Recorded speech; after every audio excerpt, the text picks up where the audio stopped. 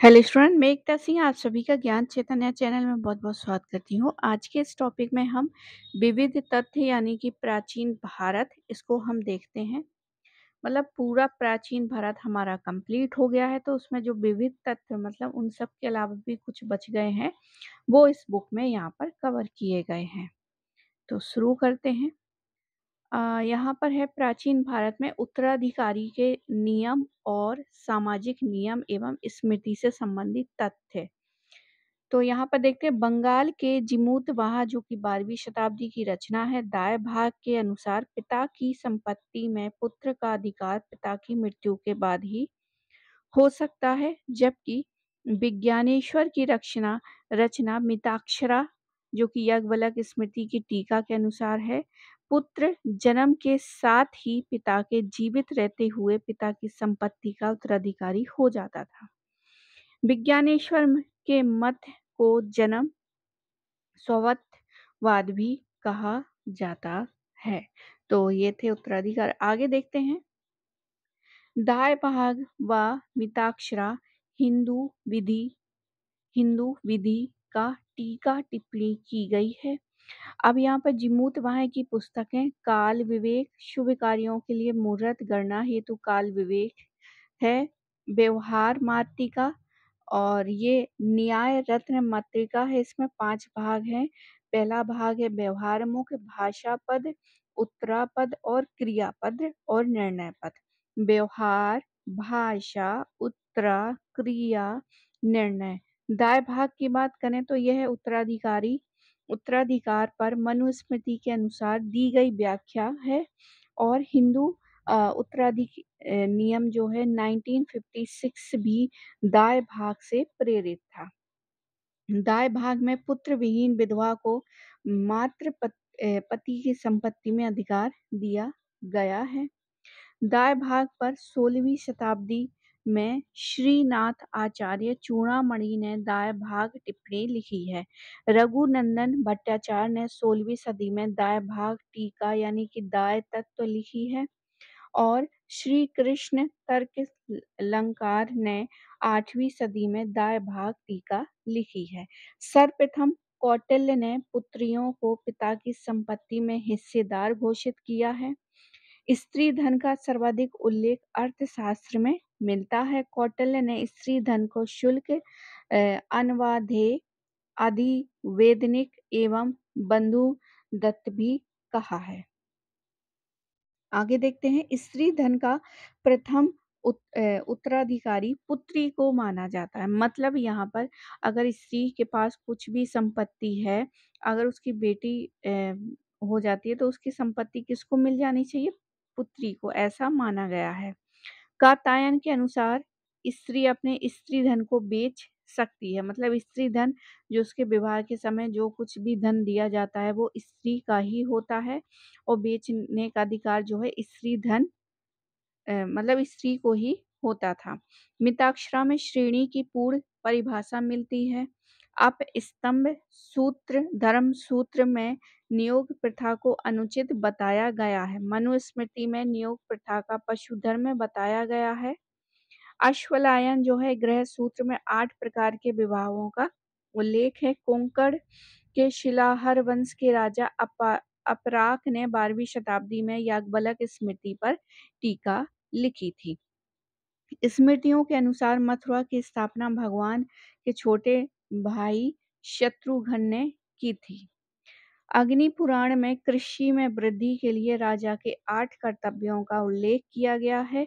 स्मृति चंद्रिका के लेख देवन्य भट्ट हैं और माधव विद्यारण। विजयनगर के हरिहर व बुक्का के गुरु ने पराशर स्मृति पर काल निर्णय नामक टीका लिखी है।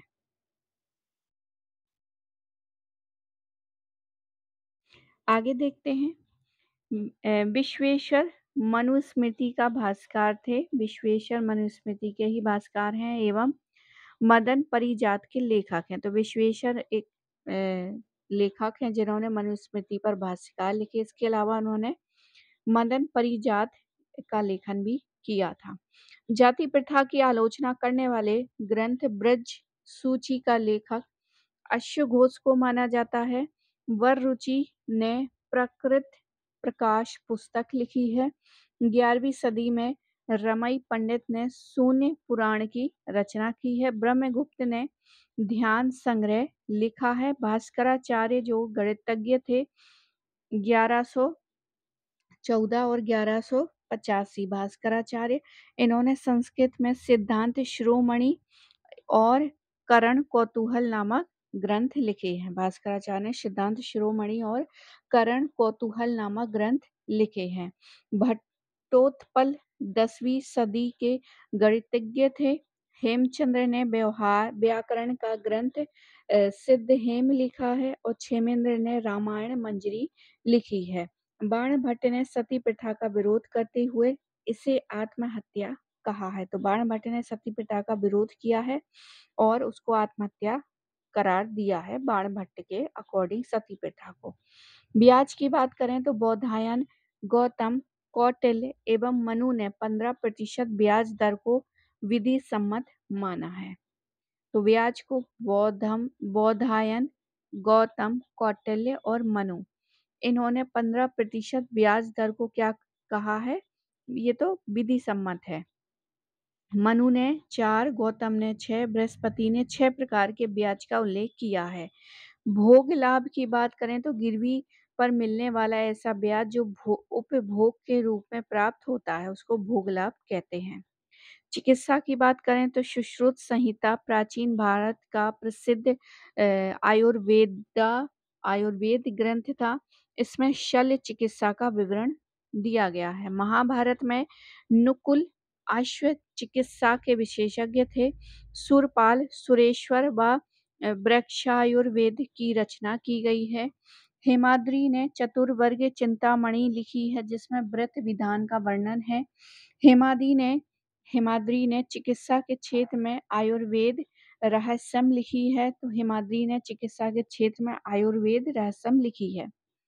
हेमाद्रि पंत देवगिरी के यादव राजा महादेव 1259 से लेके 1271 ईस्वी और राजा रामचंद्र 1200 से लेके 71 ईस्वी से लेके 1309 ईस्वी तक के प्रधानमंत्री रहे हैं।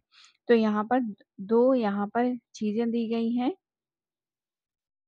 हेमाद्रि पंत देवगिरी के राजा महादेव के समय के हैं और राजा रामचंद्र के प्रधानमंत्री थे। आगे देखते हैं, नीति विषयक रचनाएं देखते हैं। तो चंडेश्वर ठाकुर जो कि 14वीं शताब्दी ने चंडेश्वर ठाकुर 14वीं सदी में विवाद रत्नाकार, गृहस्थ रत्नाकार, कृत्य चिंतामणि और राजनीतिक रत्नाकार आदि ग्रंथ लिखे।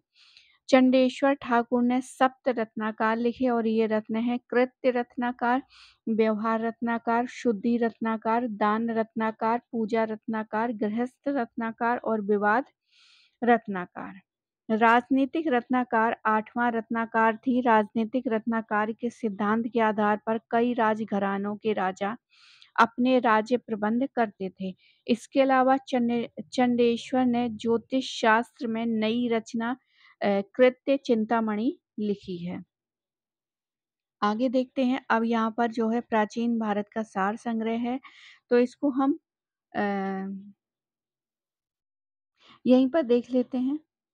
प्राचीन काल में मेवाड़ को मेदपाट या मेड़ता को मेदंतक तथा मारवाड़ को मरुवार कहा जाता है।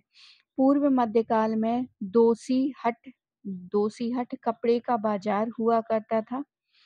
पाली ग्रंथों में 3 प्रकार के गांवों का उल्लेख है। प्रथम कोटि में गांव थे जिसमें सभी वर्णों और जातियों के लोग रहते थे।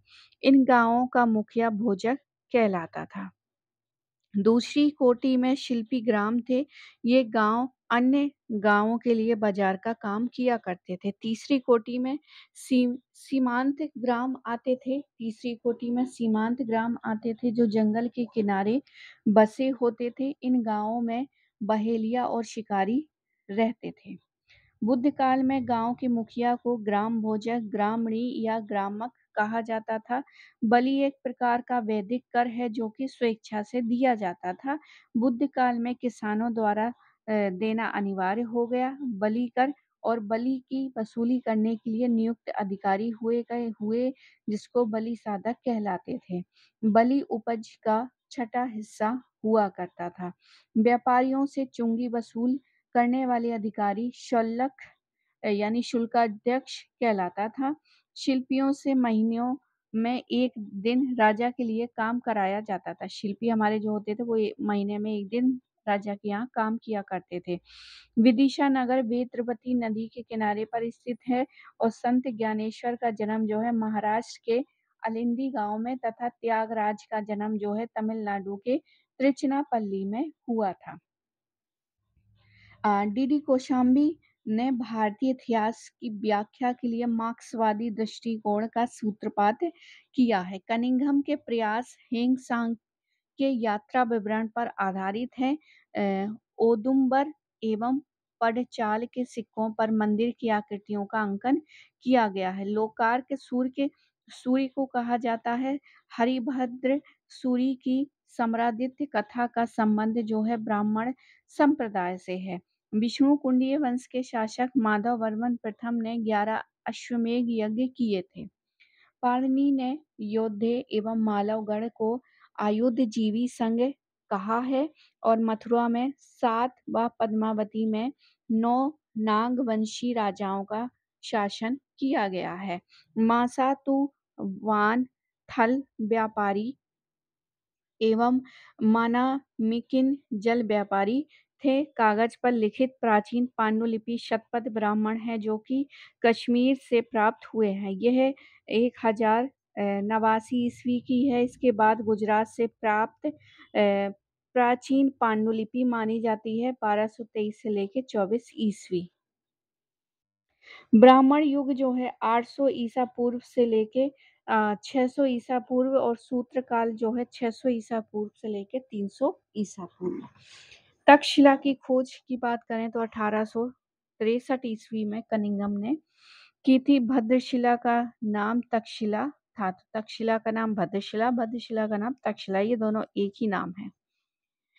नालंदा महाविहार पाली अनुसंधान संस्थान है जहाँ पाली साहित्य एवं बौद्ध धर्म का अध्ययन एवं शोध कार्य होता है। जैन ग्रंथ सूत्र कृतांग में सर्वप्रथम अष्टपाद यानी कि शतरंज का उल्लेख मिलता है।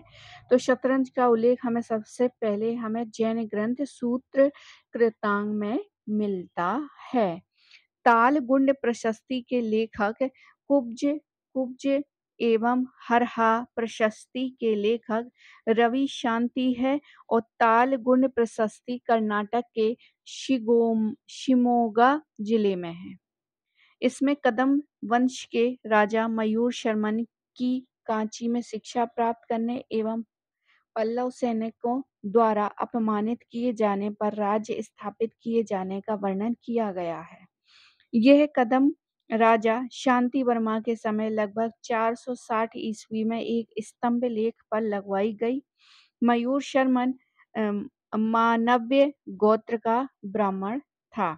लेपाक्षी मंदिर जो है परिसर में नंदी की एक भारी भरकम मूर्ति है जिसे भारत में विशालतम नंदी मूर्ति माना जाता है। वसाफ ने मावर क्षेत्र को हिंद की कुंजी कहा है और भागीलय की मुद्राएं नर्मदा घाटी से प्राप्त हुई हैं। भविष्य पुराण में चतुर्वर्णों के कर्तव्य एवं दायित्वों की चर्चा की गई है। इसमें रानी विक्टोरिया के शासन की घोषणा की गई है। पूर्व मध्यकाल 900 से लेकर 13वीं ईस्वी में लेखन पद्धति में भी कृषक उत्पीड़न के साक्ष्य मिलते हैं। लेख पद्धति शासक द्वारा भूमि संस्था के लिए जारी किया गया आदर्श दस्तावेज हुआ करता था।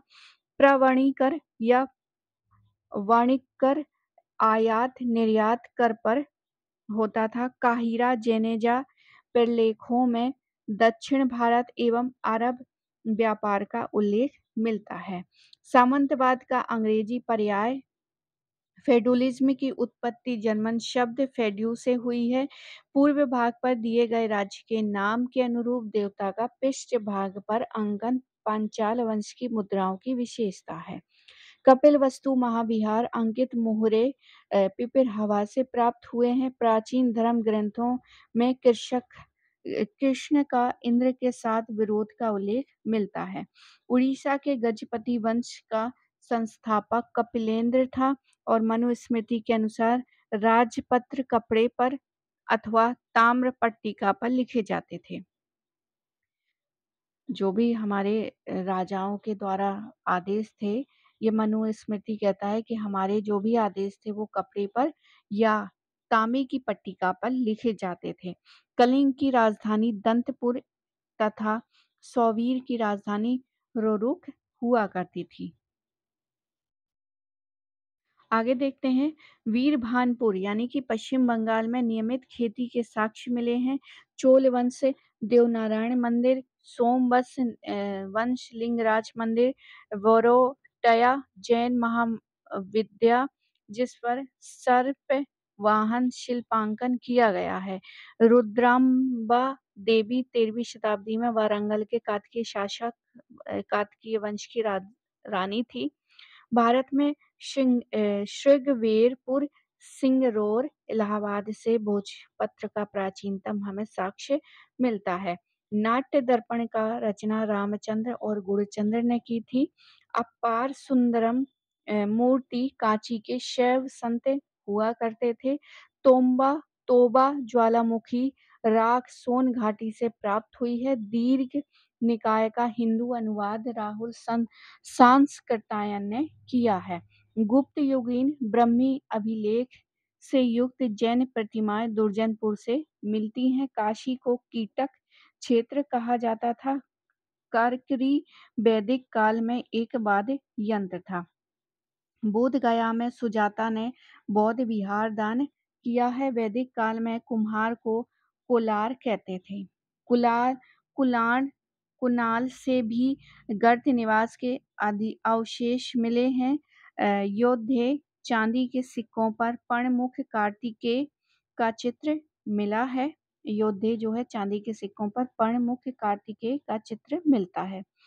सुतेश्वरम मत के इस संस्थापक स्थूलभद्र का जन्म जो है पाटलिपुत्र में हुआ है। श्वेतांबर परंपरा के अनुसार मल्लीनाथ क्या थी? स्त्री तीर्थंकर थी। सर्वप्रथम हिरण्यकार शब्द जो है यजुर्वेद में मिलता है। अर्थ फलक श्वेतांबर मत से संबंधित है और चीन की महान दीवार का निर्माण हान वंश के शासन शी हांग टी ने 247 से लेकर 210 ईस्वी पूर्व ने करवाया था। इसका उद्देश्य शकों के हमलों से रक्षा करना था। आगे देखते हैं, 11वीं शताब्दी में कुतुबनुमा दिशा सूचक यंत्र का चीन में आविष्कार हुआ है, जिससे समुद्री यात्रा सुगम हो गई। शिलाहार राजाओं ने भारत में पारसी धर्म को संरक्षित प्रदान किया था। शांति देव ने शिक्षा समुच्चय लिखी थी। शांति देव ने शिक्षा समुच्चय लिखी थी। अब यहाँ पर कुछ और हैं। प्राचीन काल में जालंधर यानी कि पंजाब का क्षेत्र त्रिगर्त कहा जाता था। जम्मू क्षेत्र को दुर्गर कहा जाता था। भारोपीय भाषा परिवार की प्राचीनतम भाषा जो है ईरानी है। चोर रज्जू पुलिस अधिकारियों का एक वर्ग हुआ करता था। आगे देखते हैं, अब यहाँ पर कुछ भारत के प्रमुख राज्य और संस्थापक हैं, राजधानियां हैं। तो राजा देख लेते हैं, मतलब अभी तक हमने जितने भी राजा या वंश पढ़े हैं उन सब के राजधानियां हैं और संस्थापक के नाम हैं। तो इसको एक पूरा, चूंकि ये प्राचीन भारत खत्म हो रहा है तो इसको एक लिस्ट करते हैं और देखते हैं। तो सबसे पहले यहाँ पे हर्यक वंश आता है। बिम्बिसार इसके राजा होते हैं, मतलब संस्थापक होते हैं, और राजधानी राजगृह और पाटलिपुत्र। हर्यक के बाद आता है शिशुनाग वंश, इसके संस्थापक शिशुनाग होते हैं, राजधानी राजगृह। नंदों के राजा महापद्म नंद और इसकी राजधानी पाटलिपुत्र।